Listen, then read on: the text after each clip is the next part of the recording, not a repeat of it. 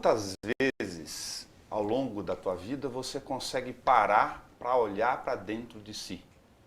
Quantas vezes você consegue fazer uma espécie de autorreflexão, desacelerando os seus dias, desconectando, por que não, das questões que estão efervescentes ocorrendo no mundo e fora, para tentar olhar um pouquinho para dentro de si. Eu nem me refiro ao espelho, a questão da estética. Aliás, ao contrário, apenas como simbolismo, eu me refiro a olhar para o seu interior, tentar entender os seus processos de vida e o que está acontecendo ao seu redor.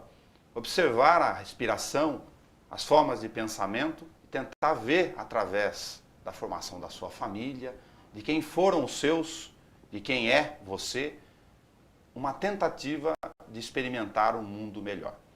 Para conversar sobre essas relações de vida está conosco Marilene Kron. Ela nasceu em Botucatu, de pai ferroviário, convive entre Bauru, Curitiba e outras pontes aéreas falando de psicologia, psicanálise, comportamento humano, intergerações familiares, mitos familiares, que a gente vai entender nesse processo, e fez, ao longo de sua escolha de trajetória profissional, um mergulho nas questões mais interiores do ser humano. E é do ser humano que a gente vai conversar hoje no Câmara Livre. Marilene, na sua árvore genealógica não tem um sobrenome.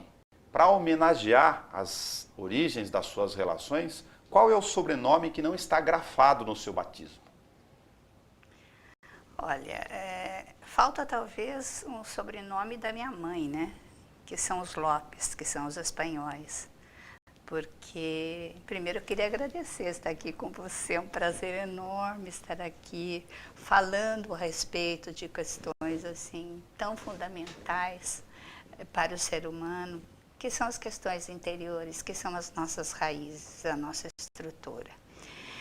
Bom, a família Lopes, a família da minha mãe, é uma família que veio da Espanha, justamente porque uma pessoa da família estava doente e ele queria os ares do Brasil, era uma família de posses, mas chegou aqui, faleceu e a família da Espanha esqueceu essa família e ela sobreviveu justamente às intempéries e deu origem à família da minha mãe. O Lopes não consta no meu sobrenome, mas consta o Kron, que também são de guerreiros, são pessoas assim operárias da Alemanha que migraram para o Brasil, em geral marceneiros, que continuaram com a profissão. Meu pai foi ser ferroviário, pessoas honestas, trabalhadoras, e me deixaram um ótimo legado. Se você fizer um fracionamento de uma memória afetiva de infância agora, que imagem vem à sua cabeça, ou fato? É a imagem da união, né? Que sem dúvida nenhuma tem muito a ver com a mitologia familiar. As mesas postas, todas as pessoas almoçando juntos, aquela festa que era o macarrão da mama aos domingos. Que questão na sua trajetória agora, olhando para o tempo, no pretérito, lhe faz compreender a escolha por psicologia, entre outras tantas habilidades e profissões possíveis? Olha, a escolha por psicologia, ela se deu na época, eu trabalhava na Faculdade de Medicina de Botucatu e estava montando o serviço de recreação para crianças que ficavam hospitalizadas. E eu via com frequência os médicos realmente reclamarem que as crianças não estavam evoluindo nas doenças e que talvez faltasse para elas as questões afetivas, são os bebês que ficavam acamados. E daí eu comecei a observar e eu vi que às vezes as mamadeiras eram colocadas na cama para os bebês, eles não eram embalados nos braços para tomar a mamadeira. Isso época, antes desse processo de humanização dos hospitais, em que as mães agora, graças a Deus, a família fica junto, e a mãe também, e é acolhida nos hospitais. Antes não era. E eu comecei a me interessar pelo que acontecia com as crianças. Tanto que na época eu fiz todo um trabalho de treinamento de atendentes também, e elas começavam a pegar no colo e dar mamadeira, aconchegar, e as crianças começavam a melhorar. E eu me interessei muito por essa psicologia infantil. Isso me chamou, me fez largar um curso de letras, porque eu sempre gostei de escrever, para justamente fazer psicologia. Já vou fazer um recorte aqui, um parênteses. Então, o que você diria dos pais modernos em que boa parte deles sequer tem tempo de conviver com os filhos e outra parcela deles sequer criam efetivamente seus filhos, seja por causa do trabalho, seja por uma questão de opção, de correria de vida? Essa questão de tempo é uma questão que eu tenho refletido muito. Vou fazer uma outra matéria para o site falando do tempo. Porque assim, tempo é vida. Tempo é vida. A nossa vida nós organizamos no tempo.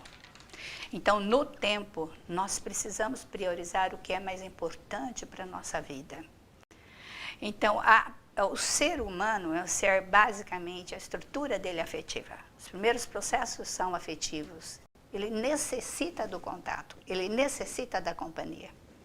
Então é muito importante a gente fazer companhia, estar com quem a gente ama, de alguma maneira. E quando a gente estar com essa pessoa que a gente ama, não estar desconectado dela, porque hoje existem tantas maneiras da gente se desconectar das pessoas, né?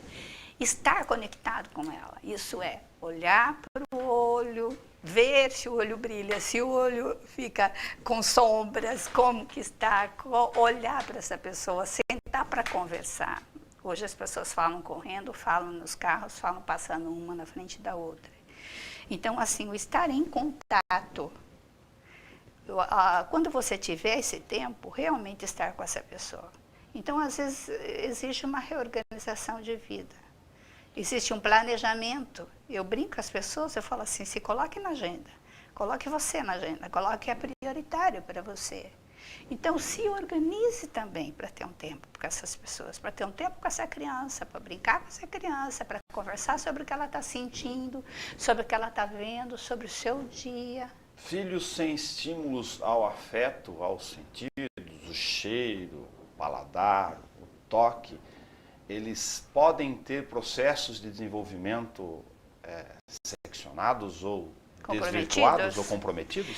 A criança, a gente tem que estar atento ao desenvolvimento da criança. Cada fase de desenvolvimento é uma fase específica. Às vezes algumas necessidades se sobressaem mais que outras. Então é muito interessante estar atento para que fase meu filho está, que momento que ele está de vida. O que está acontecendo com ele, como que é o pensamento dele, como é a percepção dele, o que ele precisa, o que está acontecendo com ele. Aí você me contava que nessa observação ainda não empírica, mas de intuição talvez, lá no hospital, você via o processo da mamadeira no berço e à medida que essas crianças iam tendo contato, mesmo com as profissionais que davam a amamentação, a relação do afeto, do calor, do toque, elas no tempo poderiam ter outras reações emocionais ou eu acho que é uma questão mais de reação à doença, de cura mesmo. Porque o nosso processo de cura é um processo que envolve todo o corpo, não é um processo que envolve um órgão isolado, né? Envolve, e sem dúvida nenhuma, toda essa energia de afeto, de cuidado, essa energia de equilíbrio amoroso, ela é importante para isso. E é lógico, os estudos confirmam tudo isso, né? Sempre que você vai estar, hoje nós temos a cultura psi, é uma cultura que existe, cada vez mais as pessoas estão se empoderando do conhecimento da psicologia, estão utilizando na sua vida. Então, lógico que essa utilização tem que ser prática para o que eu preciso. Qual a relação entre o que nós estamos conversando e o que a ciência chama de doenças psicossomáticas? Aí existe toda sem dúvida nenhuma, as questões emocionais, quando elas não são expressadas e quando elas não conseguem ser reconhecidas, elas se expressam de outra maneira. O corpo fala. O corpo sempre fala. ela vai falar de alguma maneira. Então, sem dúvida nenhuma, a psicossomática é uma ciência e ela vai dizer, às vezes, relacionar determinado tipo de caráter, determinado tipo de comportamento a determinado tipo de doença. É esse todo um assunto bem profundo também. Não tenha dúvida. Na tese de mestrado, você foi discutir a questão dos adolescentes e das suas, aspas, revoltas, fecha aspas. Há alguma razão, sempre não sendo profundo e fazendo recorte aqui, para a gente compreender ou para os pais observarem nos filhos o que eles estão querendo dizer em suas manifestações? Bom, existem duas questões aí. Primeiro, por que eu me interessei por essas questões dos adolescentes e qual foi o olhar que eu tive em relação nessa tese de mestrado. Okay. Né? Porque eu sempre me interessei por questões que não estivessem tão claras na família. Eu me lembro que uma vez eu atendendo uma criança, ela dizia o seguinte: mas por que eu tenho o nome do meu pai? Eu não queria ter o nome do meu pai. Então, assim, que realmente é uma questão tão frequente, fez com que essa família colocasse o nome, repetisse o nome nesta criança. Então, isso está muito relacionado às questões de lealdade. Então, eu sempre me interessei que caminhos faziam essas questões de lealdade na família, que questões que faziam, que caminho que faziam esses segredos, que caminho que faziam esses conflitos que atravessavam as gerações. E nessa época de mestrado, eu me interessava muito por isso. E como eu tinha um estágio, que nessa época eu era professora da Unesp, de atendimento a adolescentes, e tinha uma lista enorme dos 80, 90 adolescentes solicitando atendimento. Eu elegi os casos que eu considerava os mais complicados e convidei essas famílias para que a gente revisse as suas histórias, para ver que relação que tinha com as histórias familiares, vista num ângulo de 3 gerações, com os problemas que os adolescentes apresentavam. Que questões fundamentais foram apresentadas ou que lhe vieram à cabeça nesse trabalho? Muitas questões à medida que eu me debrucei para estudar essas questões. Porque quando você começa a ver que tem um olhar, uma perspectiva de 3 gerações. Por que 3 gerações? Porque é o que a nossa memória familiar consegue abarcar. Nós não conseguimos, muitas vezes, a 4ª geração. Só para ser preciso em quem está em casa, eu consigo, do ponto de vista da memória, abarcar a informação dos avós e alguma coisa dos bisavós. Dos bisavós. Não mais que os bisavós. Mesmo então, de forma inconsciente? Sim, a gente não está falando de outros tipos de processos. De percepção, de processos sim, mas não de percepção e nem de instrumentos para conseguir chegar a isso. Perfeito. Né? Nós estamos falando justamente de contar as histórias, de buscar através da minha memória, da memória dos meus familiares, a minha história familiar. Existem instrumentos que são genograma, depois eu montei um outro instrumento que é o ciclograma, que você consegue, através de uma rápida gestalt, ver essa história. E identificar fatos, acontecimentos, como se lidaram com as lealdades, que segredos que existiam nessa família ou existe, que profecias existem, que estigmas, que problemas que podem aparecer preventivamente e quais realmente seriam os problemas que devem ser sanados, porque têm raízes profundas. Então, nessa época, eu consegui identificar em todos os casos relação dos problemas que as crianças tinham com as histórias familiares. Aí outra intervenção minha. Se você tem questões que estão muito arraigadas, nesse processo terapêutico ou de mergulho nisso, qual que seria a questão da simbologia? Cortar a raiz, refazer a árvore? Qual é a questão fundamental na hora de lidar, uma vez identificados esses pontos intergeracionais? Sim, não é tão simples. Os problemas, como eu digo, todos os problemas humanos são complexos. Não adianta a gente simplificar, que são muitos. Então, assim, existe todo um processo que eu fui fazendo durante 20 anos. Eu fui identificando esse conteúdo. Na época, eu me lembro que eu colocava os genogramas, esses genogramas na parede e ficava identificando, tinha alguma coisa viva que atravessava as gerações que eu precisava identificar. O meu eixo principal de visão foi a filosofia, então eu mergulhei profundamente na filosofia. Buscando, porque a filosofia, o mito é uma palavra da filosofia, não é da psicologia. E quem entendia muitos mitos eram os filósofos. Então, o mito, as mitologias é que davam origem à maneira como se organizavam as sociedades e os relacionamentos. E na família, o mito dá origem a como se organiza essa família. Quais são as pautas, quais são as regras, quais são as profecias, quais são os estigmas. Eles organizam tudo isso? Eles organizam. E como nós organizamos? Com esse molde, com esse sentido familiar que nós trazemos. Por isso que é interessante que a gente escolha. Porque à medida que você consegue identificar, você sabe o que você tem que deixar para trás. E você sabe o que você tem que fortalecer. Você pode também se empoderar dos recursos. Porque as famílias, as raízes familiares são muito poderosas. Nós temos o que eu chamei depois de figuras míticas, que são figuras muito fortes. Mas só é possível fazer as escolhas se eu mergulho.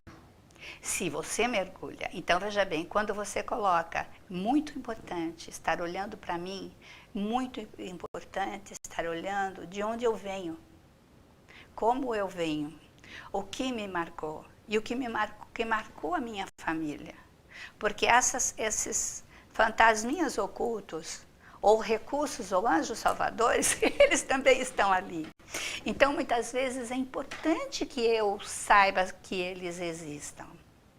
Então, eu fui, com o passar do tempo, e com estudos, atendimento de casos, fui desenvolvendo e criando uma teoria, que é uma teoria hoje consistente dentro da abordagem intergeracional de família, que trabalha com os mitos familiares, que identifica esse conteúdo, que trabalha com o reconhecimento, quando você perguntou da raiz, que trabalha no sentido de extirpar. Hoje eu trabalho muito com rituais também, para banir esses conteúdos. Então, assim, é um processo.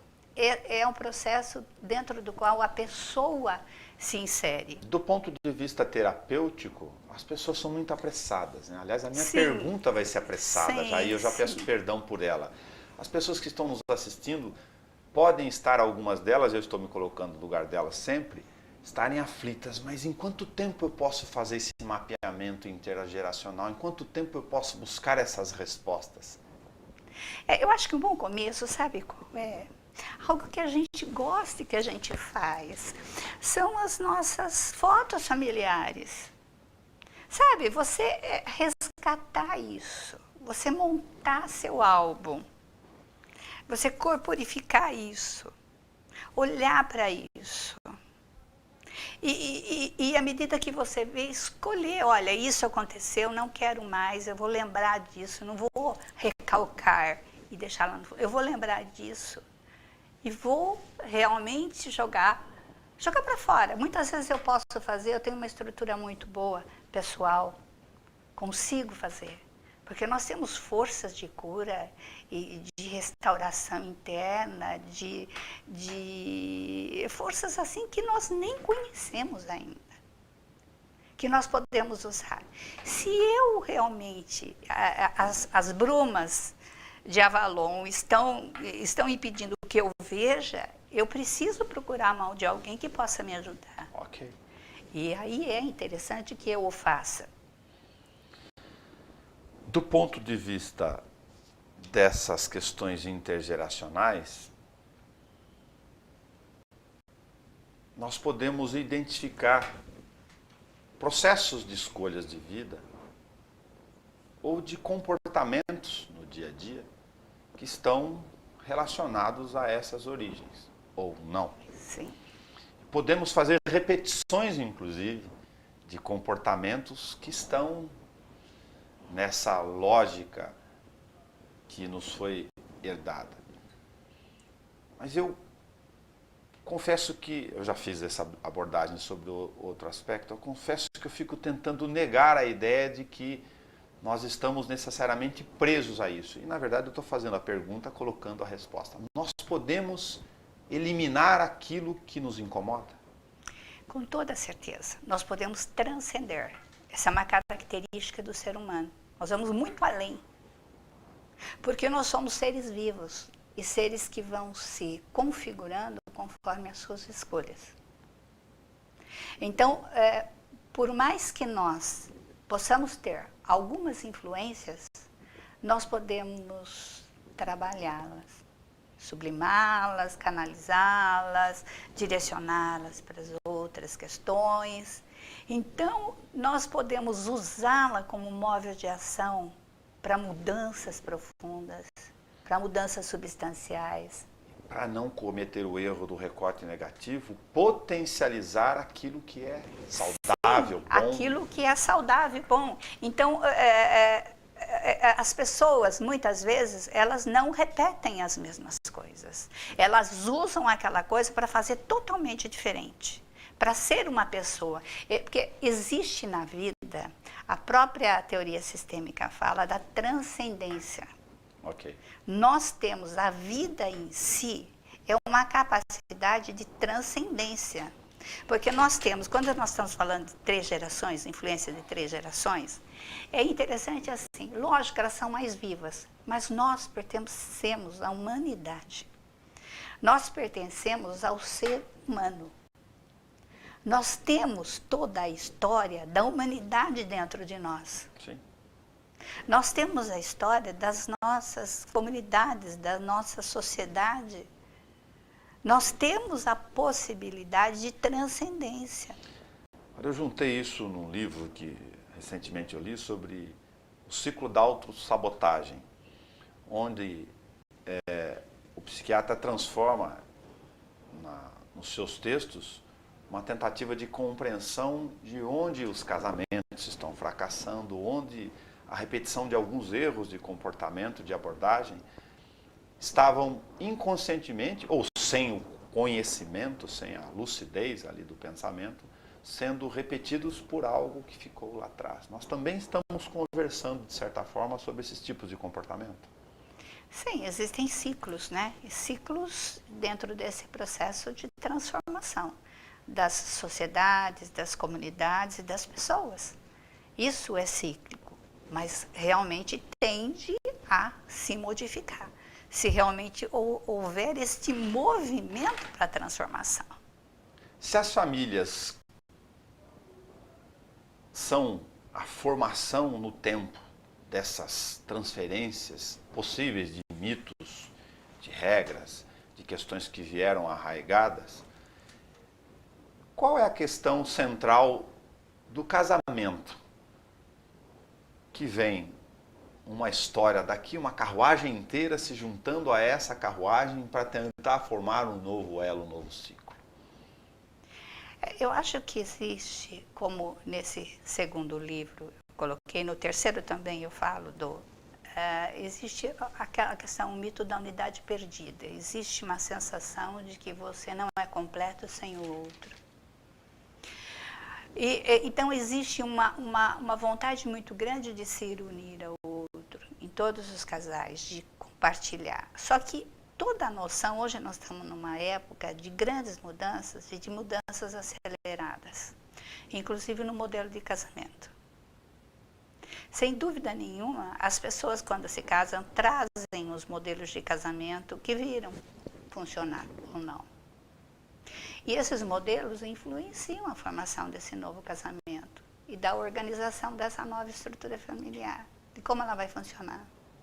Isso vai. E aí entram algo que eu acho muito importante e que deu para eu verificar quando eu trabalhei pesquisando e observando casamentos saudáveis e funcionais. São os acordos. Então, assim, É uma construção de ajustes que você Sim, esses acordos que você vai fazendo e refazendo no dia a dia. Não é porque você fez um acordo que ele tem que funcionar para a vida inteira. Ele funciona enquanto ele realmente estiver bem, bom para os dois. E pode se rever, vamos rever e ajustar, mas tem que ser algo conversado. A comunicação ela é muito importante no casamento.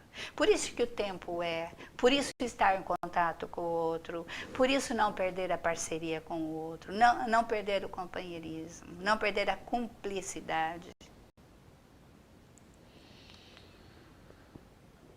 Mas a maior parte dos casais, a maior parte já é um rótulo, já é um julgamento, retiro a minha observação inicial. Uma parcela dos casais não exercita esse processo de autorreflexão que a gente está convidando eles a fazer aqui. Então vamos conversar um segundo com aqueles que estão em casa nessa correria entre o mercado, as coisas do trabalho, a vida, os filhos, a festa do final de semana, o vestido do próximo casamento da sobrinha, que é essencial que eles tentem exercitar esse processo de construção. Sim, existe um exercício muito interessante, eu brinco com os casais que eu atendo, então assim, eu digo assim, existe 3 selfies aqui, o eu, o tu e o nós. O nós é pequenininho, às vezes ele é fragilizado, ele precisa ser alimentado e ficar forte, ele tem que ficar do mesmo tamanho que o eu e o tu, para o casamento funcionar. Então quando eu vou deitar à noite, colocar a cabecinha no travesseiro, pensa um pouquinho, organiza, arruma as minhas gavetinhas. Se o casamento é importante, é uma escolha que eu fiz, o que eu estou fazendo por nós? Como eu cuidei do nós hoje? Porque eu vejo que o casal se perde muito na luta no ringue, você que é culpado é você, eu sou infeliz porque você que é culpado. Eles deixam de olhar na mesma direção. Ou deixam de olhar para esse nós que está fragilizado. Eu vi uma coisa sensacional no meu casamento que ficou grafado, o meu é recentíssimo, na minha memória, na hora de registrar a união, do ponto de vista formal. Toda vez que você for se relacionar com a sua esposa por alguma questão do cotidiano e você assimilar aquela ação como uma disputa, você já errou. Sim, porque assim, é muito comum hoje o casamento está vivendo crises assim, muito sérias. As pessoas estão levando a disputa e hoje nós temos também muitas queixas dos homens. Que as mulheres estão muito competitivas, que estão muito agressivas no casamento. Então existe uma luta pelo poder na relação.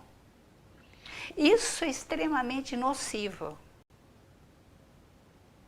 O que a senhora pensa sobre a questão do feminismo, então? Nesse viés, existem vários recortes,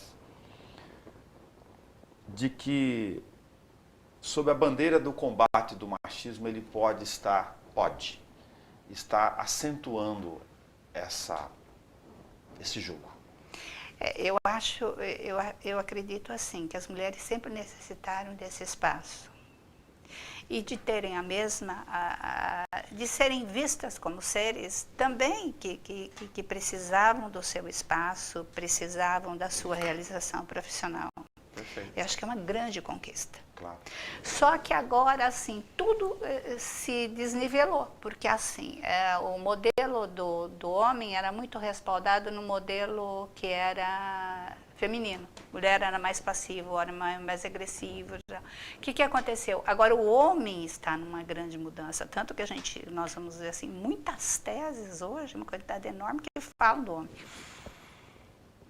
E o homem está tendo possibilidade de ser mais sensível, de chorar mais, de se emocionar mais. Ele está assim, é um lado dele mais doce que está vindo, de cuidar da casa, que está sendo muito bom. Ao mesmo tempo também, a mulher que sempre fez muito, quase tudo em casa, entendeu? É muito complicado. O que precisa? Precisa desse ajuste. E não existe maneira de estar acertando as coisas, a não ser pelo caminho amoroso. Porque é o afeto que existe entre duas pessoas. Elas estão juntas porque elas se escolheram para ficar juntas, para serem companheiros a vida toda. Ou pelo menos durante uma boa parte, enquanto eles estiverem felizes. Falar sobre um outro horizonte busca das questões interiores que a gente está convidando as pessoas aqui à autorreflexão.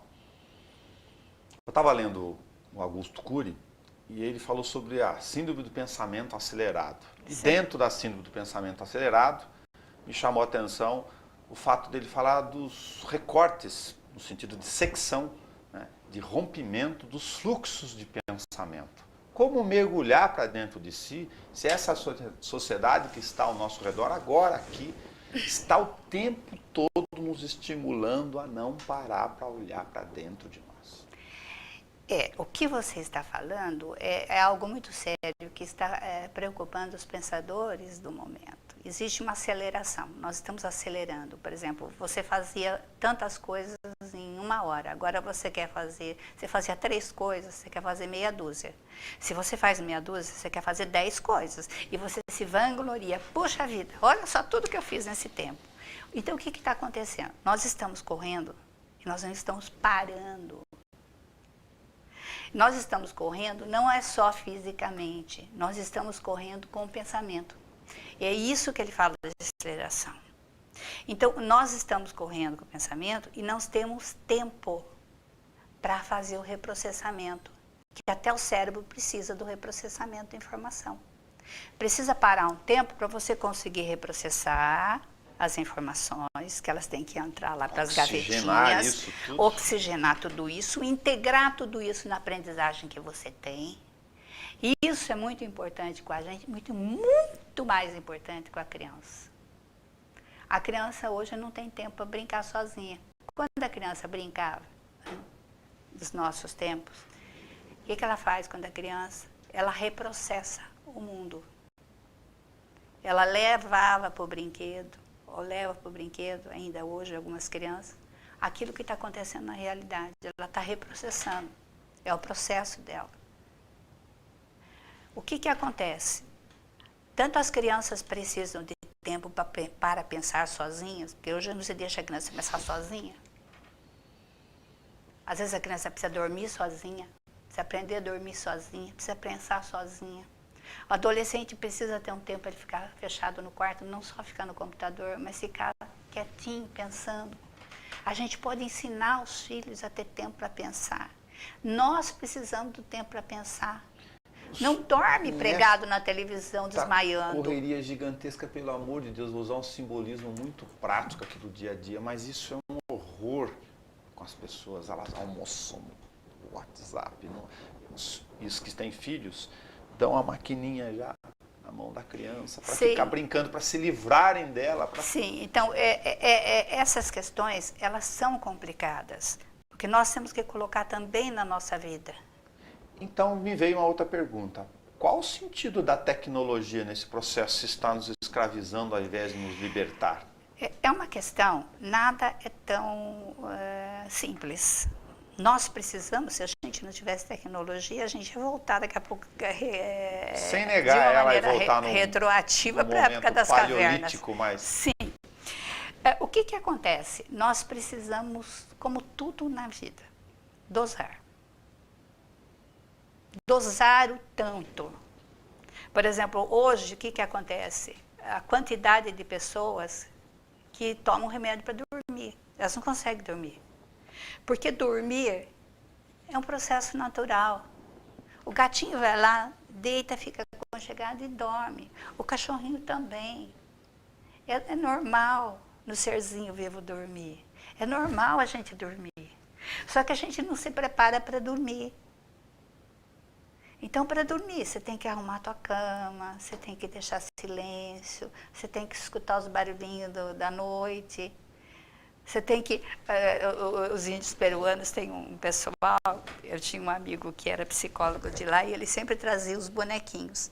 Então, esses bonequinhos, ele dizia que eles tinham o hábito de conversar com esses bonequinhos. Eram os bonequinhos mágicos, eles colocavam embaixo do travesseiro. E de noite, eles contavam o que tinha acontecido para esses bonequinhos. Então, às vezes, a gente tem que arrumar nossas gavetinhas, contar para os nossos anjos, fazer a nossa oração, sabe? Então, assim, e resgatar o próprio processo nosso. Não um remédio ou outro, de vez em quando a gente precisa, mas assim, perder a capacidade de adormecer. é algo que nós podemos resgatar também. Deixa eu cumprir a minha pauta aqui num processo lógico do dia a dia. Nosso Câmara Livre. O que a Marilene tem do seu adivino? Ai, meu pai, ele sempre dizia, meu pai sempre à noite, ele ficava olhando as estrelas. E ele me dizia assim, filha, todo homem deve olhar o céu, pelo menos uma vez por dia, para ver o quanto ele é pequeno. Então, meu pai tem tantas coisas assim que eu guardo dele. São recortes. Como a gente tem aquelas fotos que a gente guarda, que são as nossas gravuras, eu tenho recortes dele. Então, isso eu guardo. Uma das coisas a mais que eu guardo. O que da Dona Maria ainda te inspira? É o brilho no olhar e o amor que a minha mãe tem por todas as criaturas. Minha mãe, quando ela recebe uma pessoa, não fica na sala, ela leva para a cozinha e serve tudo que ela tem na geladeira. Então, esse amor, esses braços abertos da minha mãe para acolher as pessoas, para amar as pessoas, é algo que, essa energia amorosa que você tem.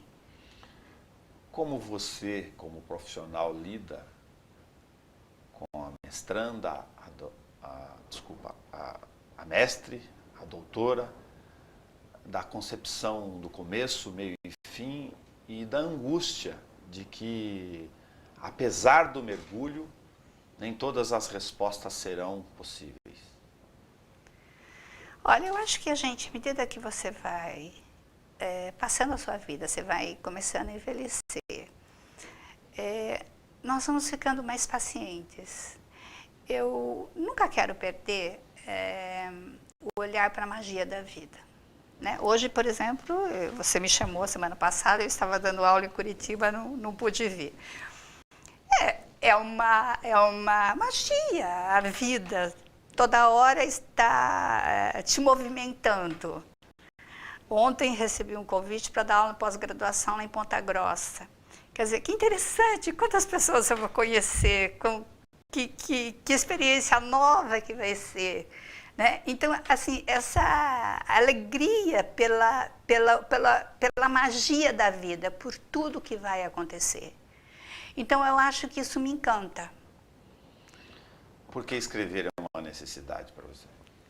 Sim, é uma necessidade para mim. Sempre foi. Eu tinha 17, 18 anos, eu tenho livros de poemas escritos, livros inteiros, muitos poemas. Então, eu comecei a escrever poemas. Eu escrevo por necessidade. Às vezes eu vejo algo que é tão lindo, como às vezes eu faço uma viagem, vejo algo tão lindo, que eu acabo escrevendo, porque é uma necessidade, é uma maneira até de organizar o que eu estou sentindo. Essa última viagem, eu fiz uma viagem também, eu viajo muito para dar aula, mas eu fiz uma viagem, às vezes eu estendo as minhas viagens para conhecer hoje, não perdendo tempo. Eu fui para João Pessoa e visitei uma praia, em que eu conheci um projeto das tartarugas urbanas. Não sei se você conhece. Sultamar? Não, as tartarugas voltam a desovar no mesmo lugar onde elas nasceram. Sim. E voltam tartarugas desovar numa praia que é frequentada por banhistas. Então tem uma ONG que trabalha lá, formando cercadinhos para proteger os ovinhos e tentando ajudá-los na hora que eles têm que sair dos ovinhos, a ir para o mar correndo para que eles possam sobreviver. Então, assim, são coisas tão lindas, tão tocantes, que eu tenho que escrever sobre elas. Entende? Então, assim, é uma necessidade, tanto sobre elas, como esse último livro que eu fiz. Eu consegui organizar, mais ou menos, nesse livro, 50 pesquisas, orientação de casos e o uso dessa leitura da mitologia familiar. Então, eu levei 2 anos para escrever. Então, era como se eu tivesse uma obrigação de deixar para a humanidade. Hoje, essa leitura que eu tenho dos mitos familiares, que são esses 3 livros, e em 2 outros que eu colaborei, ela é reconhecida cientificamente. Claro. O ano passado, ela foi base de uma tese de mestrado na PUC em São Paulo. Ela respaldou a tese. E a tese teve notas de louvor. Então, assim, hoje ela é reconhecida. Então, isso me satisfaz muito, ter contribuído com esse olhar. Se o tempo lhe der tempo, que mergulho você ainda quer fazer? Essa é uma boa pergunta. Eu tenho mais de 100 histórias de família que eu quero, assim, eu gostaria de me aventurar, de escrever para o leigo, de só escrever histórias. Okay. E é algo que eu pretendo fazer, talvez eu comece o ano que vem. Vai ser um livro de histórias mesmo. Uma questão das correlações, cada qual com sua importância, é claro, das diferentes correntes de terapias comportamentais que são utilizadas nos consultórios. Alguns traumas, eu estou generalizando aqui, sim. Obviamente, não podem ser atacados do ponto de vista terapêutico com algumas metodologias? Olha, hoje em dia eu tenho várias formações, né, a nível de psicologia, porque Claro. como sempre o consultório foi a minha paixão, e eu tenho consultório e mantenho, e vou manter consultório até eu conseguir, né, eu sempre tive que ir me especializando ou trabalhando a minha formação, e essa é uma profissão que a gente se forma sempre, né? Desde abordagem humanista, psicanálise, hipnoterapia ericksoniana, psicoterapia familiar. Então, eu fui fazendo as minhas formações. E existe hoje toda uma abordagem extremamente interessante, que é a psicoterapia do trauma, e que ela trabalha com os conhecimentos da neurociência. E ela trabalha com técnicas psicossensoriais e extremamente eficaz, aliado à hipnoterapia ericksoniana, nesses traumas particulares, para reprocessamento, para trabalhar com essas memórias, porque esses traumas, eles ficam encapsulados. Hoje, a neurociência já identifica em regiões mais profundas cerebrais, que não são atingidas só pela palavra, eles precisam de um outro tipo de técnica. E o que você pensa a respeito das correntes ou dos pensadores que consideram que essas questões mais intrínsecas, mais na profundeza, elas não podem ser reprocessadas com a hipnoterapia, por exemplo?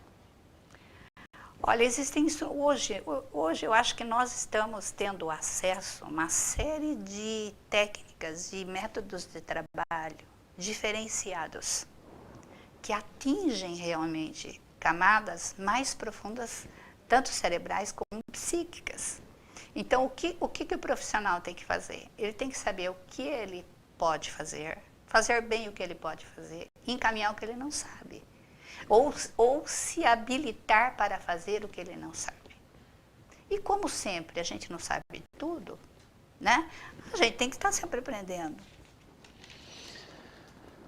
Marilene, é muito difícil fazer um recorte com tamanha profundidade. E talvez essa seja a sensação melhor do desafio de fazer recorte o tempo todo no Câmara Livre. É de saber que amanhã ou daqui a pouco eu preciso saber mais do que agora.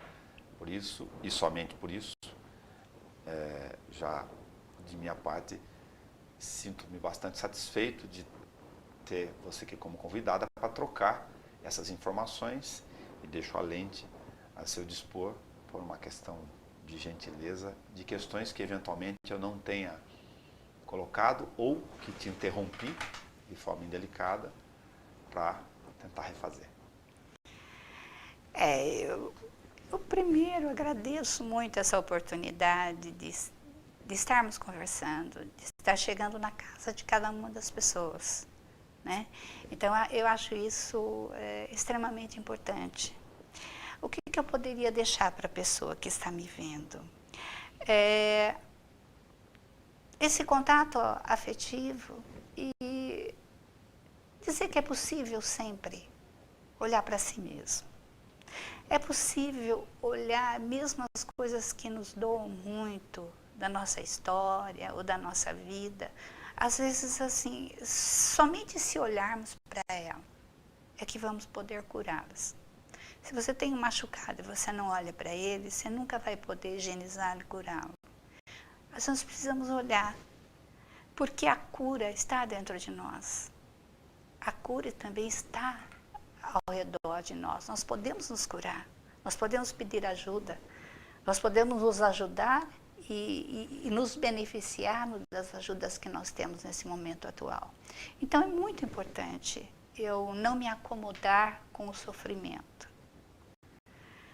Eu sempre, e assim, não só não me acomodar com o sofrimento, mas sempre procurar melhorar, porque não adianta ter tudo, se eu não sou tudo.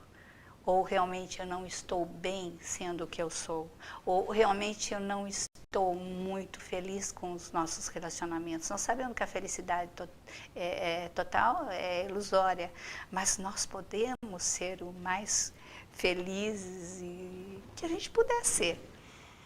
Ter relacionamentos saudáveis com os nossos filhos, estar atentos a eles, estar atentos aos nossos companheiros, às pessoas que estão ao nosso redor, aos nossos amigos, fazer o que a gente puder de melhor para aquele que está do nosso lado no momento. Sermos humanos, sermos afetivos, sermos verdadeiros, porque só da verdade é que se pode construir coisas sólidas e que funcionem. Obrigada por esse contato, obrigada por vocês estarem me assistindo. Obrigado. Toda semana a gente renova esse processo aqui do Câmara Livre de conversar sobre relações de vida, que ao final das contas ou no início delas é sempre o que importa. Até o nosso próximo encontro.